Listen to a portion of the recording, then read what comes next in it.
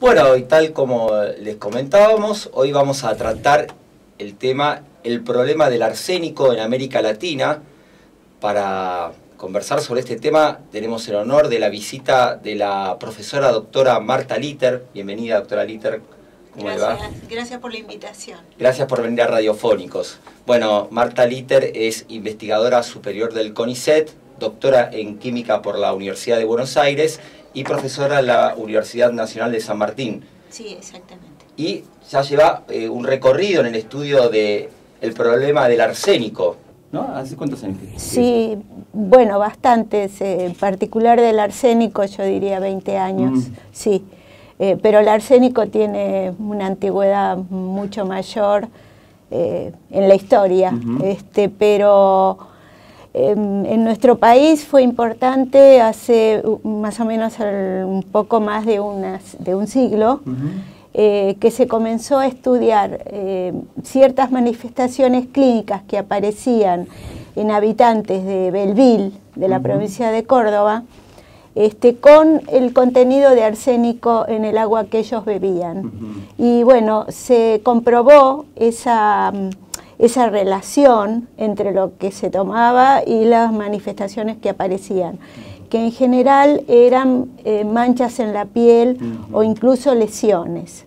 Entonces el doctor Ayerza, más o menos 1914, 1917, él publicó trabajos y empezó a mencionar estas manifestaciones clínicas como hidroarsenicismo crónico regional endémico, ACRE.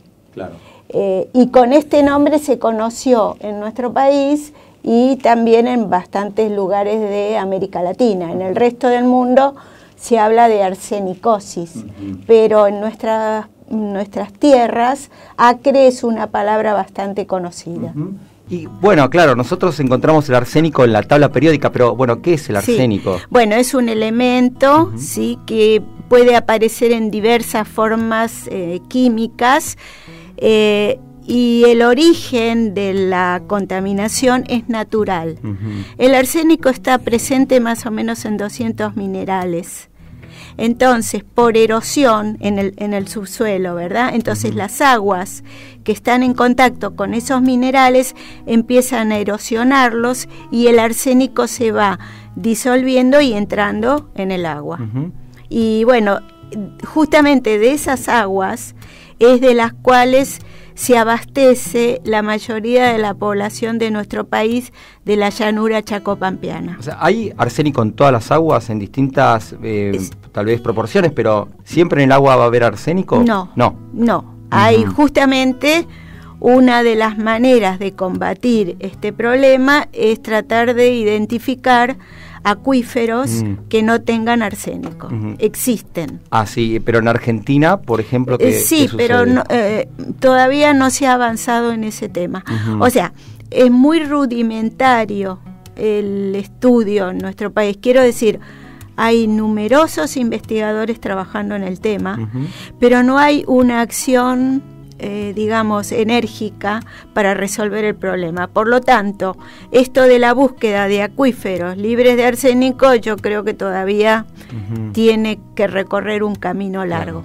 ¿Y cómo se utiliza? ¿Para qué se puede utilizar el arsénico? El arsénico tiene bastantes aplicaciones antrópicas, ¿sí? En medicina, en cosméticos, en aparatos de medición, en productos agrícolas como pesticida, combinado con otros elementos. Pero esa contribución es baja. La mayor parte es natural. Sí. Ahora, también tiene un componente tóxico para el consumo humano. Claro, exactamente. O sea, el arsénico en agua fundamentalmente está en dos de sus formas inorgánicas más simples, que son el arsénico 3 y el arsénico 5. Son tóxicas las dos. El arsénico 3 es mucho más tóxico que el arsénico 5. También aparece en otros entornos naturales como compuestos orgánicos. Y a medida que se va complejizando, que se va haciendo más compleja la molécula, por ejemplo, cuando la metabolizan los moluscos, los crustáceos, se va haciendo menos tóxica. Por lo tanto, podemos comer perfectamente moluscos que tengan arsénico, claro, de alguna manera que no nos va a intoxicar. Pero sí lo que nos intoxica es el arsénico inorgánico, que está presente y libre en las aguas. ¿Y también puede estar en los vegetales, en las frutas? Sí, exactamente. El arsénico está más que nada en arroz. En arroz, y hay bastantes estudios en el país al respecto. A ver, si le cuento un poquito, sí. El arsénico está distribuido en las aguas subterráneas de casi todo el mundo, con una alta proporción en el sudeste asiático. Le cuento, el sudeste asiático tuvo muchos problemas de escasez de agua en un tiempo. Entonces, las organizaciones internacionales invirtieron mucho dinero para proveer de agua a la población y empezaron a hacer perforaciones. China, Taiwán, India, todos los países del sudeste asiático, Bangladesh, bueno. El problema es que cuando fueron abajo encontraron el arsénico. La gente no se daba cuenta, tomaba eso y empezó a enfermarse.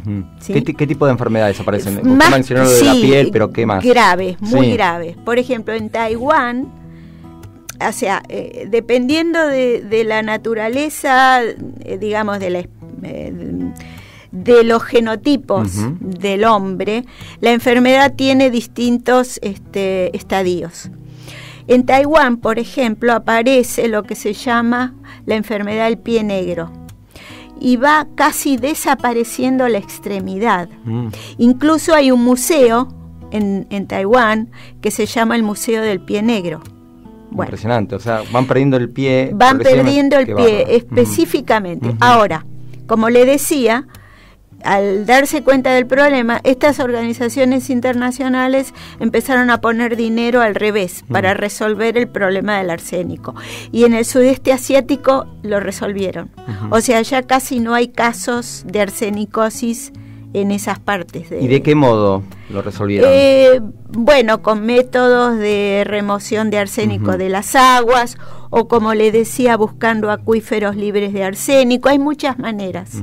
El arsénico es difícil, pero se puede remover del agua. Y por ejemplo en Argentina, usted mencionaba antes lo de Belville, ¿no? En 1913, 14, que se empezó a manifestar con las manchas en la piel. Sí. Actualmente, ¿cómo una persona se puede dar cuenta que hay intoxicación de arsénico? No se da cuenta. No, claro. El arsénico es inodoro, incoloro, insípido, o sea que se toma y uno no se da cuenta de que está tomando arsénico. Ahora, hay dos tipos de toxicidad. Una es la aguda, que es la que usaba, por ejemplo, Lucrecia Borgia para envenenar a sus víctimas, ¿sí? Y su hermano. Y otros envenenadores. Entonces, esas son dosis altas. O sea, la persona muere rápidamente. ¿Qué sería una dosis alta que le ponía, por ejemplo, en un té? En un té, por ejemplo, una gran cantidad de sales de arsénico. Pero el acre es un consumo prolongado en pequeñas dosis por una gran un número de años. ¿Qué es lo que dicen que hicieron con Napoleón? Dicen, porque todas son leyendas. Lo que pasa que es interesante contarlo así porque la gente se va familiarizando. Bueno, dicen que Napoleón ponía la mano acá en el pecho porque tenía fuertes dolores de estómago, justamente por ese envenenamiento que le fueron haciendo durante años. Bueno, en nuestro país, o en Chile, o en México, la gente va consumiendo ese agua por años, 50, 60, y ahí es cuando se va enfermando. Pero tampoco es así. Hay casos documentados en Santiago del Estero de chicos de 15 años que murieron por problemas de arsénico. O sea, es tan variado todo en el arsénico, es un mundo, digamos, se podría hacer una materia de la facultad con el arsénico, por todo lo que implica, desde la ocurrencia hidrogeoquímica, la forma de medirlo, que eso es importante. ¿Por qué? A ver, bueno, ahora le digo, termino esto, la forma de medirlo, la forma de removerlo, la normativa, los efectos sobre la salud y los problemas sociales. Todo eso, imagínese una gran materia universitaria, claro, le da para 1 año o 2 de estudio, más o menos. Bueno, ahora, ¿qué pasa? La Organización Mundial de la Salud establece cantidades mínimas muy, muy bajas de arsénico en el agua que se pueden tomar. En realidad, el límite es 0. No debería haber arsénico en el agua. Pero como esa cantidad, que son 10 microgramos por litro, 10 a la menos 6 gramos por litro, es muy pequeña, se necesitan instrumentos muy precisos para medir esa concentración de arsénico en el agua. Por lo tanto, los equipamientos son bastante sofisticados. Hay algunos kits que se pueden poner, digamos, son como tiritas que se ponen en el agua, dan un color, esa tira, y uno sabe más o menos qué cantidad de arsénico tiene. Pero para estudios más precisos tiene que recurrir a un equipamiento bastante sofisticado. Sí, me imagino que las plantas potabilizadoras hacen este tipo de estudios, ¿no? Algunas. Y en Argentina las zonas más afectadas, ¿cuáles son? La llanura chacopampeana, el norte, ¿sí? Salta, Jujuy, Mendoza, e incluso ahora la Patagonia. No es que no haya, o sea, justamente de acuerdo a sus características hidrogeoquímicas, la Patagonia sería un lugar posible, pero no fue estudiado todavía. Así que bueno, en casi todo el país podríamos decir, no en la ciudad de Buenos Aires. Claro, no en Buenos Aires. No. Y cuando hay intoxicación, este tipo de intoxicación como progresiva, ¿cómo se trata a nivel médico? No hay tratamiento. Una vez que la enfermedad se desencadenó, no hay vuelta atrás.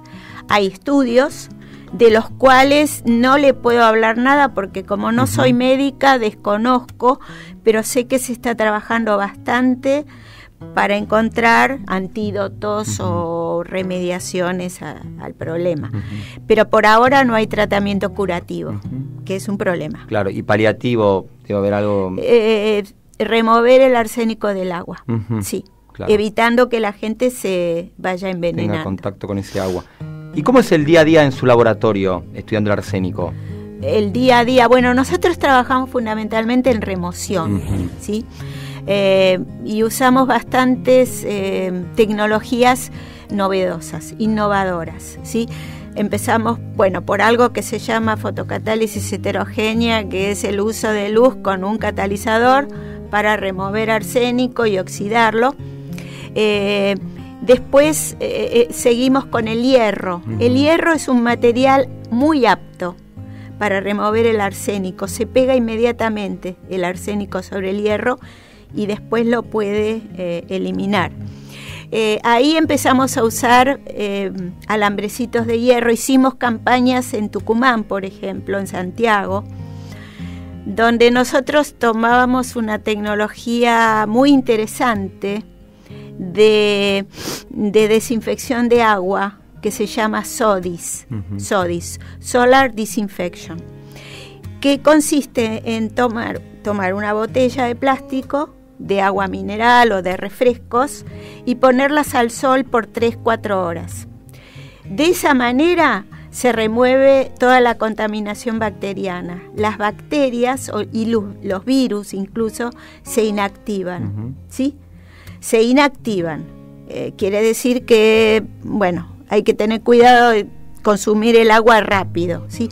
Y eso se usó en casi todo el mundo. Por ejemplo, para terremotos, cuando había problemas de gran magnitud, tsunamis, etcétera. Entonces esa tecnología después fue modificada por un grupo suizo que encontró que si le agregaba jugo de limón al agua y la ponía al sol, también podía remover arsénico. Claro, ¿sí? Un método natural, totalmente. Sí. El tema es que tenía que haber hierro en el agua, cosa que nuestras aguas no tienen tanto hierro. Nuestras aguas tienen una ventaja, tienen más arsénico 5 que el 3, claro, que es el más tóxico.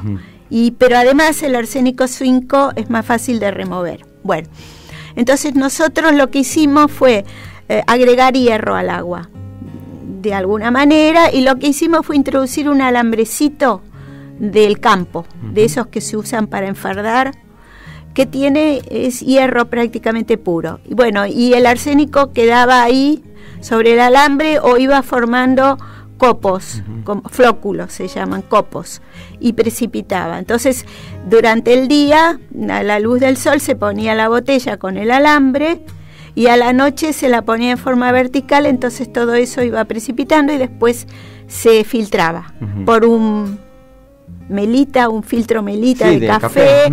O un paño o un cerámico. Claro. Entonces, bueno, se podía eliminar gran parte del arsénico. Y usted cuando menciona esto de las campañas, ¿cómo es? ¿El equipo del laboratorio se traslada a un lugar? Sí. ¿Y con quiénes trabajan en ese lugar? Claro. Bueno, ahí viene el problema. Nosotros somos científicos. Claro. Entonces, nos cuesta llegar. Lo que hicimos en Santiago fue ir con una chica asistente social que tenía mucha experiencia, entonces ella llegaba a la vivienda, tomaba mate, hacía preguntas, y mientras nosotros hacíamos los experimentos, medíamos la cantidad de agua. Pero en realidad todo esto es muy simple, no se necesita un equipo muy sofisticado para hacer todo esto. Claro. Y le quería contar lo último que nosotros hacemos, que es bastante interesante.